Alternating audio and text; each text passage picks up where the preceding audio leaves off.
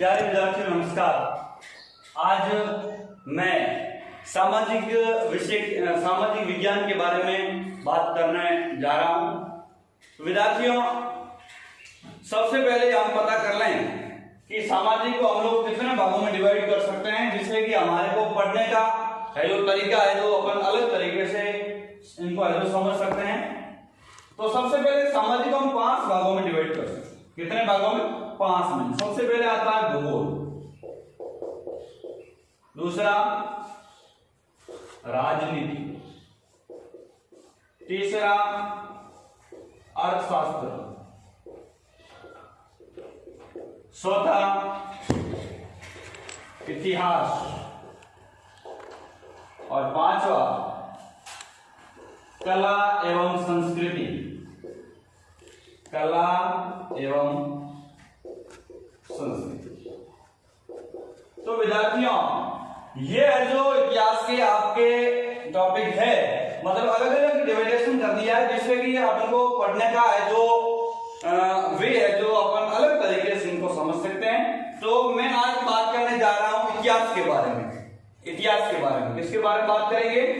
इतिहास के बारे में। इतिहास सबसे पहले हमारे दिमाग में आता है कि इतिहास का अर्थ क्या होता है। इतिहास का अर्थ होता है कोई भी पुराने समय के जो राजा की राजवंश के साम्राज्य की राज व्यवस्थाओं के बारे में जानकारी और पुराने समय का जो कह सकते हैं पुराने समय की जो भी राज व्यवस्थाएं थी या राजनीतिक सुधार थे उसके बारे में पता करना इतिहास कहलाता है। तो आज इतिहास की शुरुआत कर रहे हैं। तो इतिहास को भी हम लोग 3 भागों में डिवाइड करेंगे, ताकि इतिहास के जो कह सकते हैं प्राचीन काल था, मध्यकालीन था और जो आधुनिक काल है उनमें क्या परिवर्तन आए, किस प्रकार की राज व्यवस्थाएं थी, उसके बारे में अपन को जानकारी प्राप्त हो जाएगी। तो इतिहास को हम लोग 3 भागों में डिवाइड कर रहे हैं। तो सबसे पहला आता है जिसका नाम है प्राचीन काल। पौराणिक काल भी बोल सकते हैं इसको, क्योंकि ये एंशिएंट हिस्ट्री है, यानी प्राचीन काल बहुत ही ईसा पूर्व के जन्म से पहले का काल है। तो ये है जो प्राचीन काल में आ जाएगा। और दूसरा है जो हम लोग कह सकते हैं मध्यकालीन या मध्यकाल,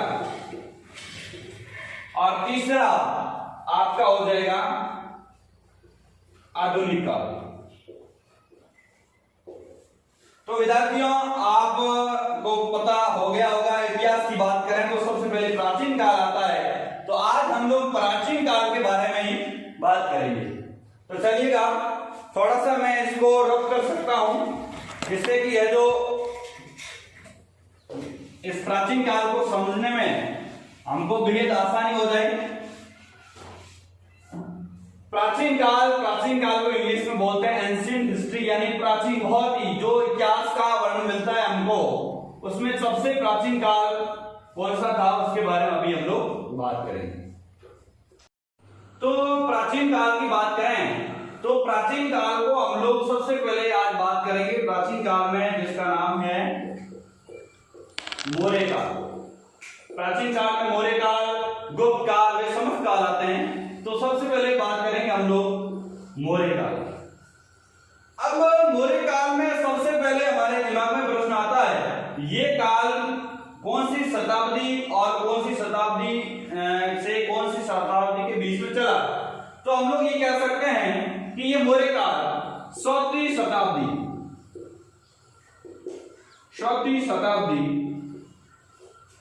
ईसा पूर्व से 2री शताब्दी ईसा पूर्व के बीच में है जो इनका काल है। यानी हम लोग ये कह सकते हैं कि 4वीं शताब्दी ईसा पूर्व से 2री शताब्दी ईसा पूर्व के बीच का काल है जो मौर्य काल की श्रेणी में है जो आता है। विद्यार्थियों के लिए 4वीं शताब्दी ईसा पूर्व लिखते ही सीधा दिमाग में प्रश्न आता है कि ईसा पूर्व क्या है। तो ये आपका कंसेप्ट क्लियर करने आपको बता देता हूं विद्यार्थियों, समझने के लिए ईसा पूर्व के बारे में बताता हूं। तो विद्यार्थियों, आपने गणित की क्लास देखी होगी और सुना भी होगा कि पूर्णांक संख्याओं के बारे में जानकारी आपको होगी कि जो 0 से 1, 2, 3, 4 और इधर माइनस में भी -1, -2, -3 ऐसे चलती रहती है। तो हम लोग ये कह सकते हैं कि जो ये इधर ये कह सकते हैं प्लस में बढ़ रही है, ये आपका हो जाएगा ईस्वी सन। कौन सा हो जाएगा? ईस्वी सन। और जो ये माइनस में जा रही है, जो काल के ऊपर भी अपन समझ सकते हैं, ये है जो आपका हो जाएगा ईसा पूर्व। क्या हो जाएगा? ईसा पूर्व। यानी जो ईसा मसीह के जन्म से पहले वाले काल को हम लोग कहेंगे ईसा पूर्व, और ईसा मसीह के जन्म से बाद वाले काल को हम लोग कहेंगे ईस्वी सन। तो चलिएगा, ये बात होगी। उसके बाद में हम लोग ये कह सकते हैं कि मौर्य काल के बारे में कौन कौन से वो शासक हुआ करते थे, उसका क्या महत्वपूर्ण योगदान था, किस प्रकार की राज व्यवस्थाएं थी, उसके बारे में जो बात कर लेते हैं। तो ये मौर्य काल की स्थापना किसने की, किसका महत्वपूर्ण योगदान रहा, उसके बारे में सबसे पहले बात करते हैं। सबसे पहले हम कुछ अहम विद्वान, शिक्षाविद और अपने आप को एक राजनीतिक सूत्र में एकता में पिरोने का काम करने वाले आचार्य चाणक्य की बात करूंगा। आचार्य चाणक्य, विद्यार्थियों, आचार्य चाणक्य तक्षशिला विश्वविद्यालय के शिक्षक थे। उसको है जो विष्णुगुप्त के नाम से भी जाना जाता था। क्या नाम था? विष्णुगुप्त। यानी तक्षशिला विश्वविद्यालय के शिक्षक विष्णुगुप्त के नाम से जाने जाने वाले चाणक्य जब एक कह सकते हैं मगध का राजा था जिसका नाम था घनानंद। मगध का राजा था, उसका नाम था घनानंद। क्या नाम था? घनानंद। इस घनानंद के दरबार में जाते हैं तो आचार्य चाणक्य जी का उसका घनानंद है जो अपमान करता है उस भरी सभा के अंदर। तो साथ ही साथ अपमान करने के साथ साथ ये घनानंद एक प्रकार का अत्याचारी और जनता के साथ तुष्ट व्यवहार करने वाला शासक था। मगध का जो मगध है जो बिहार में पड़ता है, कह सकते हैं पाटलिपुत्र वहां की राजधानी थी। और बिहार का राजा, बिहार के अंदर एक जगह है उसका नाम है मगध, वहां का राजा था घनानंद। वहां पर विष्णुगुप्त जी को वहां पर बुलाते हैं और वहां पर जाते हैं। तो विष्णुगुप्त कहें या फिर आचार्य चाणक्य एक ही बात है, उस चाणक्य का अपमान कर देता है और जनता के साथ भी अत्याचार करता था और जनता भी उससे बहुत त्रस्त थी। तब आचार्य चाणक्य जी ने एक दिमाग में विचार आया कि हम भी एक इस प्रकार के शासन काल की कह सकते हैं स्थापना करें जिससे कि जो अत्याचार बढ़ रहे हैं उससे है जो जनता को बेनिफिट हो और हमारे कह सकते हैं समाज को आगे बढ़ाने का कार्य करें। तो ये आचार्य चाणक्य जी तक्षशिला विश्वविद्यालय में पढ़ाते थे और एक विद्यार्थी था जिसका नाम था चंद्रगुप्त मौर्य। क्या नाम था? चंद्रगुप्त मौर्य। ये चंद्रगुप्त मौर्य, इसके अंदर एक खास बात यह थी कि इसके अंदर लीडरशिप का गुण था, नेतृत्व का गुण था। जैसे जब भी ये क्लास में पढ़ता था उस वक्त भी क्लास का यदि कोई नेतृत्व करता था तो उसका नाम चंद्रगुप्त मौर्य अग्रिम श्रेणी में आता था। और एक प्रतियोगिता हुई थी, उसके अंदर ये सबसे अहम योगदान यदि किसी ने रखा उसका नाम था चंद्रगुप्त मौर्य। और ये चंद्रगुप्त मौर्य इस अपने लीडरशिप, इस नेतृत्व के गुण के कारण इस आचार्य चाणक्य के दिमाग में बैठ गया कि हम आए चंद्रगुप्त मौर्य के हाथों से मौर्य काल की स्थापना इसके हाथों से करवाएं ताकि इस मगध के शासक घनानंद जी को अपने अत्याचार और जनता के प्रति जो तुष्ट व्यवहार कर रहा है उसका है जो कह सकते हैं तुष्ट व्यवहार को रोकने के लिए चंद्रगुप्त मौर्य ने है जो मौर्य काल की है जो स्थापना की। तो ये है जो आपके दिमाग में आ गया। तो उसके बाद में चंद्रगुप्त मौर्य का टॉपिक तो मैं एक अलग से पढ़ा दूंगा, लेकिन थोड़ी सी क्या कह सकते हैं कि आचार्य चाणक्य जी के बारे में मैं बता दूं कि आचार्य चाणक्य जी के ये समस्त जो मैंने अभी बात की थी इनकी जानकारी हमें इतिहास में कहां पर प्राप्त होती है। तो आचार्य चाणक्य जी ने एक कह सकते हैं ग्रंथ लिखा था जिसका नाम है अर्थशास्त्र। क्या नाम है? अर्थशास्त्र। अर्थशास्त्र के अंदर ये है जो समस्त जानकारी जो मैंने प्रोवाइड करवाई वो सब है जो मिलती है। ये थे आचार्य चाणक्य जी जो चंद्रगुप्त मौर्य के कह सकते हैं गुरु थे, और अर्थशास्त्र नामक ग्रंथ लिखा। उसके अंदर इस मौर्य काल की शासन व्यवस्थाएं और उसके अंदर जो सुधार आए थे उसके बारे में जानकारी मिलती है। तो आचार्य चाणक्य जी बात होने के बाद मैं बात करूंगा चंद्रगुप्त मौर्य की।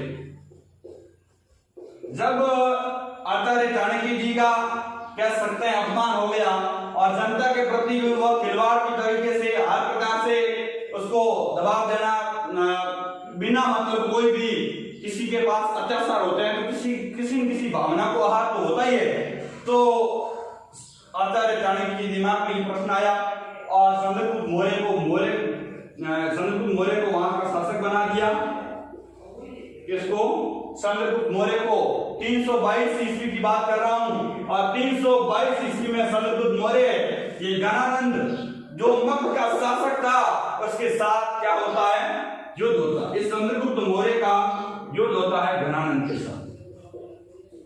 किसके साथ? घनानंद।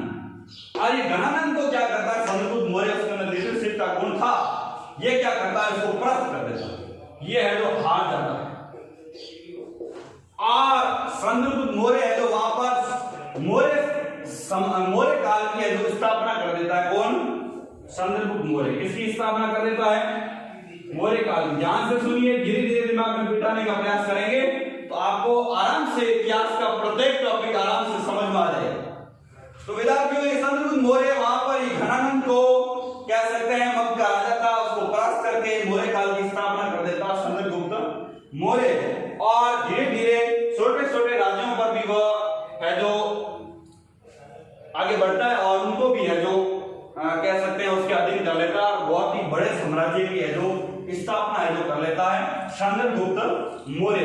ये चंद्रगुप्त मौर्य जब इस प्रकार से शासन व्यवस्था और जनता के कह सकते हैं अत्याचार को देखते हुए मौर्य काल की स्थापना करता है तो ये इस घनानंद को हरा देता है। और इसके अलावा इसके चंद्रगुप्त मौर्य के हम लोग अंतिम जीवन ऐसे चलता चलता शताब्दियां चलती हुई कह सकते हैं आगे बढ़ती रहती है। और अंतिम समय की बात करें तो ये चंद्रगुप्त मौर्य अंतिम समय के अंदर कह सकते हैं भद्रबाहु में एक उसका गुरु था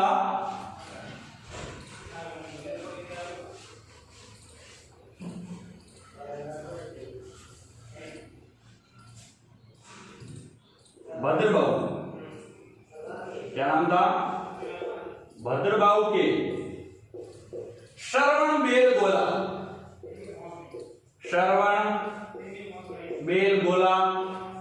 में जो जाता है और अपने तप के मार्ग को श्रवण बेलगोला और वहां पर जाता है और तप के मार्ग को अपनाता है।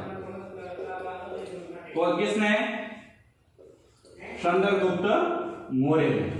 यानी कह सकते हैं मौर्य काल की स्थापना ये चंद्रगुप्त मौर्य कर लेता है। अत्याचारों के जो भी कह सकते हैं घनानंद के द्वारा अत्याचार किए जा रहे थे उसको परास्त कर लेता है, मौर्य काल की स्थापना कर देता है। जनता के प्रति अच्छा सामर्थ्य और इस कह सकते हैं उस शासन काल को एक राजनीतिक सूत्र की एकता में पिरोने का कार्य इस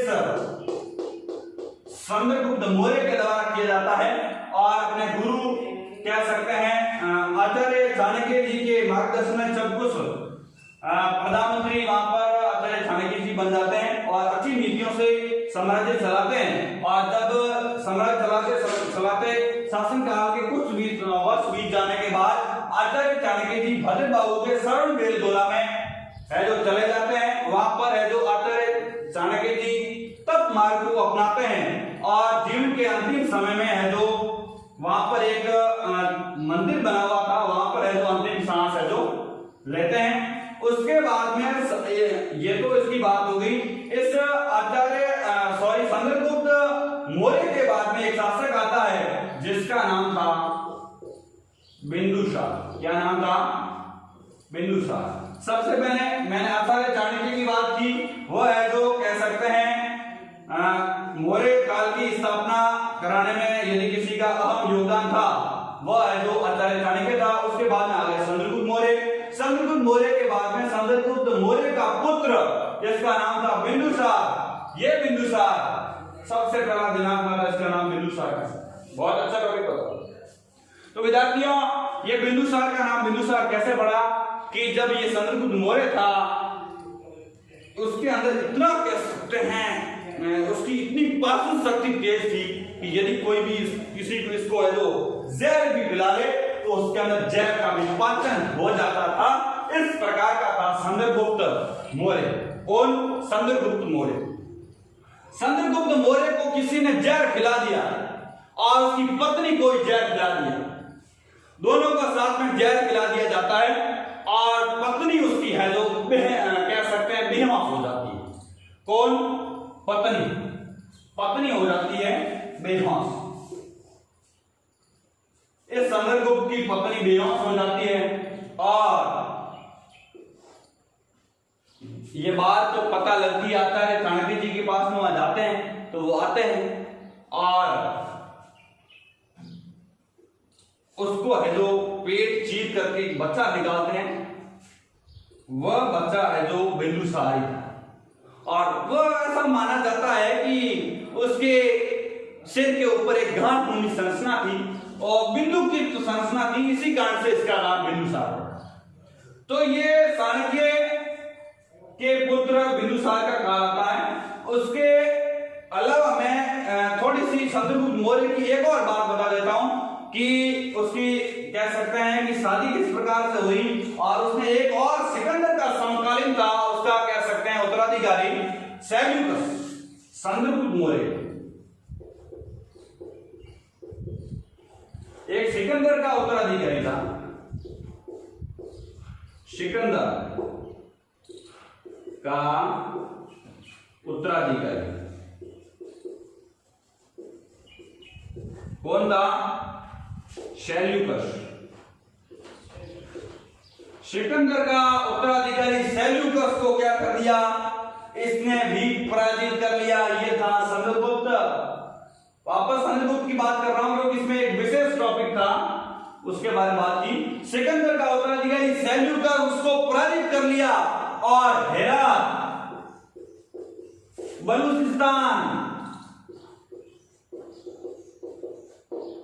काबुल ऐसे स्थानों को कह सकते हैं इस चंद्रगुप्त मौर्य ने मौर्य काल के अधीन कर लिया, मौर्यों के अधीन कर लिया। ये कह सकते हैं कि सिकंदर का उत्तराधिकारी सेल्यूकस को पराजित करने वाला चंद्रगुप्त हेरात, बलूचिस्तान, काबुल जैसे कह सकते हैं स्थानों पर अपना अधिकार जमा देता है और ये सेल्यूकस ने फिर एक रणनीति अपनाता है और सेल्यूकस अपनी पुत्री जिसका नाम था हेलेन और इस हेलेन का विवाह चंद्रगुप्त मौर्य के साथ कर देता है और एक राजदूत के रूप में एक राजदूत था, उसका नाम था मेगास्थनीज और मेगास्थनीज को मध्य पर भेजता है सेल्यूकस। कौन भेजता है?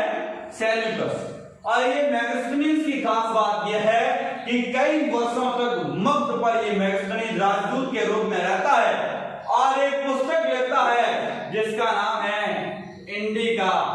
और इस इंडिका पुस्तक में है जो कह सकते हैं ये यूनानी लेखकों में, अभी तो वर्तमान में इतिहास के रूप में इंडिका पुस्तक हमें नहीं मिलती है, लेकिन यूनानी लेखकों ने इसे है जो इतिहास के रूप में कहीं कहीं जगह दी है। तो इंडिका पुस्तक के बारे में हमें जानकारी मिलती है। साथ ही साथ मौर्यकालीन इतिहास के बारे में जानकारी यदि कहीं मिलती है तो उसका नाम है इंडिका पुस्तक, जो मेगास्थनीज के द्वारा है जो लिखी गई। और ये बात होने के बाद ये चंद्रगुप्त मौर्य चला जाता है, कह सकते हैं चंद्रगुप्त मौर्य चला जाता है, तब का मार्ग अपनाता है और अंतिम समय में है जो श्रवणबेलगोला में सब मार्ग अपनाता है और अपने पुत्र बिंदुसार को बागडोर है जो संभाल देता है। अब वापस बात करेंगे बिंदुसार के बारे में। बिंदुसार बहुत ही प्रतापी, अच्छा और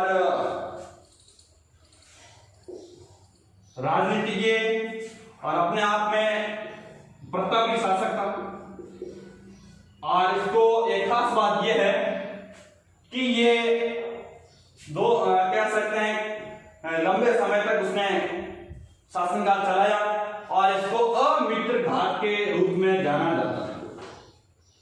अमित्र घाट बिंदुसार की खास बात यह है कि बिंदुसार को हम लोग अमित्र घाट के रूप में जानते हैं। तो अमित्र घाट के यदि एग्जाम में भी प्रश्न आ जाए कि अमित्र घाट के रूप में किसे जाना जाता है, तो इसका आपका उदाहरण होगा बिंदुसार। तो विद्यार्थियों, इसके बाद में बिंदुसार का बेटा है जो आता है इतिहास में, जिसका नाम है सम्राट अशोक। ये बिंदुसार की इतनी बात करूंगा क्योंकि वैसे ज्यादा कुछ इनका योगदान कहीं इतिहास के स्रोतों में नहीं मिलता है, लेकिन अमित्र घाट के रूप में जाना जाता है। ये है जो बिंदुसार की खास बात। और बिंदुसार के बाद में एक और राजा आता है जो हर किसी ने नाम सुना होगा, जिसका नाम है सम्राट अशोक। विद्यार्थियों, ये सम्राट अशोक बुद्धिमान, विद्वान, राजनीतिज्ञ और धार्मिक उद्धार, सामाजिक कार्य और जनता को अपने परिवार के सदस्यों की तरह समझने वाला राजा ये सम्राट अशोक ही था। अशोक अपने जीवन काल में, अपने शासन काल में है जो अशोक की जानकारी अशोक के इतिहास की जानकारी की बात करें तो हमें बहुत सारे अभिलेखों के माध्यम से अशोक के कह सकते हैं शासनकाल की जानकारी मिलती है, अभिलेखों के माध्यम से। और अशोक को देवनाम प्रिय भी देवनाम प्रिय भी कहा जाता था, क्योंकि ये अशोक प्रजा के उद्धार के लिए हर समय तैयार रहता था। यानी ये सम्राट अशोक चाहे कह सकते हैं सामाजिक उद्धार की बात करो, चाहे प्रकृति की बात हो, चाहे ज्ञान की बात करो, तो जीवन में सम्राट अशोक के ऐसे कुछ कार्य हैं जो अन्य राजाओं की तुलना में बहुत अलग है और अपने आप में एक शिक्षाविद, महान विद्वान सम्राट के रूप में व्यक्त करता है। सम्राट अशोक ने एक अपने शासनकाल में सामाजिक कल्याणकारी कार्यों की बात करें तो सम्राट अशोक ने एक ऐसी संस्था की स्थापना की जिसका नाम था धम्म। क्या नाम था? धम्म। मतलब मैं ये कह सकता हूं शिक्षा के उद्धार के लिए सम्राट अशोक ने एक ऐसी कह सकते हैं कार्यकारिणी या की स्थापना की जिसे जो धम्म कहा जाता था। इसका एक ही उद्देश्य था कि लोगों को शिक्षा देना, जागरूक करना। और अशोक का एक नारा था कि पड़ोसियों से बैर मत कीजिए और अपने अपने अशोक के काल में कह सकते हैं अलग अलग संप्रदाय के लोग रहते थे तो किसी से बैर मत रखिए, पड़ोसियों से घृणा मत कीजिए, एक दूसरों के साथ प्रेम से रहिए। इस प्रकार के कह सकते हैं नीतियां हैं जो अशोक के शासनकाल में हमें जो मिलती है। तो ये धम्म कार्यकारिणी लोगों को शिक्षा देने का कार्य करती है। क्या देने का कार्य करती है? शिक्षा देने का।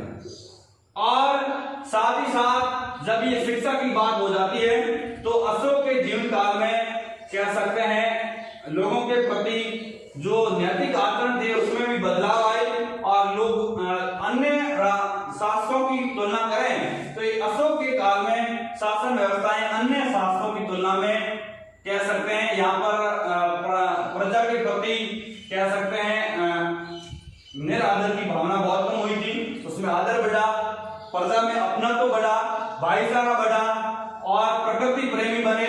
साथ ही साथ अशोक ने हम लोग ये बात करें तो उसने प्रकृति के प्रति सड़कों की व्यवस्था जनजीवन के लिए और लोगों के लिए हॉस्पिटल की व्यवस्था, साथ ही साथ पेड़ पौधे लगाने की व्यवस्थाएं, पेड़ पौधे, धर्मशाला इत्यादि की व्यवस्था है जो सम्राट अशोक के काल में हुई। इससे ये पता लगता है कि सम्राट अशोक अपने आप में कह सकते हैं विद्वान और एक महान शिक्षाविद की तरह शासक थे, जिन्होंने प्रजा में बहुत परिवर्तन किए और जिससे कि प्रजा का आदर बढ़ा, अपनात्व की भावना बढ़ी, भाईचारा बढ़ा और कह सकते हैं अपने आप में अलग तरीके से डिनोट कर रहा है। अब अशोक के जीवन का क्या कौन सा युद्ध था, एक बेहतरीन युद्ध के बारे में थोड़ी सी जानकारी दे देता हूं, उसके बाद में अशोक का जीवन काल समाप्त करेंगे। अशोक के जीवन काल में एक युद्ध हुआ था जिसका नाम था कलिंग का युद्ध। नाम क्या था? कलिंग का युद्ध। और ये कलिंग का युद्ध कह सकते हैं 261 ईस्वी पूर्व में हुआ और इस युद्ध के अंदर खास बात यह है कि इस युद्ध के अंदर इतने नरसंहार हुए जिससे कि अशोक की भावना को बहुत आहत हुआ और उसके बाद में अशोक ने निर्णय लिया कि हम कभी भी इस प्रकार का युद्ध में भाग लेंगे। उसके बाद में ये जनता को यह धनुष कार्यकारिणी वगैरह शुरू करता है और लोगों को शिक्षा देने का कार्य करता है। ये था अशोक। शिक्षा देने के कार्य करने के कारण अशोक है जो कह सकते हैं अशोक का शासनकाल उनकी प्रजा में, उनके उत्तराधिकारियों में इतनी शक्तिशाली का भाव नहीं रहा और धीरे धीरे मौर्य काल का पतन हो गया। विद्यार्थियों इतना दिमाग में रख लीजिएगा कि आचार्य चाणक्य कौन था? तक्षशिला विश्वविद्यालय के शिक्षक थे और मौर्य काल की स्थापना की। उसके बाद में शासक आता है जिसका नाम है चंद्रगुप्त मौर्य की बात की। चंद्रगुप्त मौर्य ने खास बात यह है कि उन्होंने 322 ईस्वी में एक युद्ध लड़ा था जिसका नाम था मगध के शासक था घना ने उसको परास्त किया और सिकंदर के उत्तराधिकारी सेल्यूकस को पराजित कर वहां पर है जो हेरात, बलूचिस्तान जैसे स्थानों को अपने अधिकार में लेकर के साम्राज्य विस्तार किया। साथ ही साथ इन युद्ध प्रणाली को देखते हुए ये सेल्यूकस क्या करता, अपनी पुत्री का विवाह कह सकते हैं चंद्रगुप्त मौर्य के साथ कर देता है। और चंद्रगुप्त मौर्य के मैंने अंतिम काल की बात की तो अंतिम काल में वह अपने तप मार्ग को अपनाता है। बिंदुसार है जो प्रतापी राजा था, अमित्र घाट के रूप में जाना जाता है। उसके बाद में मैंने बात की सम्राट अशोक की, तो बुद्धिमान, विद्वान, राजनीतिज्ञ, सामाजिक सुधारक कह सकते हैं अशोक राजा था। उन्होंने कलिंग के युद्ध लड़ा 261 ईस्वी पूर्व में और इस युद्ध के अंदर भयंकर नरसंहार हुआ जिससे इस अशोक की भावना को बहुत आहत हुआ। इस भावना को आहत होते हुए देखते हुए उसने कभी भी किसी प्रकार के युद्ध में भाग लेने की इच्छा नहीं जताई और धर्म कार्यकारिणी का गठन किया गया और धर्म कार्यकारिणी का गठन करने से लोगों में जागरूकता बढ़ाई, अपनात्व बढ़ाया, सभी संप्रदाय के लोगों को आदर देने लगा और अंत में है जो आदर देने के कारण और कोई किसी कारण के कारण उसके उत्तराधिकारी इतने कह सकते हैं प्रबल नहीं थे, दुर्बल श्रेणी के थे। इसी कारण से धीरे धीरे मुगल साम्राज्य का मुगल गलत है, मौर्य साम्राज्य का पतन हो गया। इस प्रकार का मौर्य कालीन था। विद्यार्थियों आपको समझ में आ गया होगा, नहीं तो आप इस वीडियो को वापस देख सकते हैं, याद करें, अगले टॉपिक की बात करें। इससे रिलेटेड कोई भी प्रश्न होगा तो आपको व्हाट्सएप के माध्यम से अपने विद्यालय के ग्रुप में प्रोवाइड कर देंगे। आज की क्लास यही समाप्त करता हूं। शुक्रिया।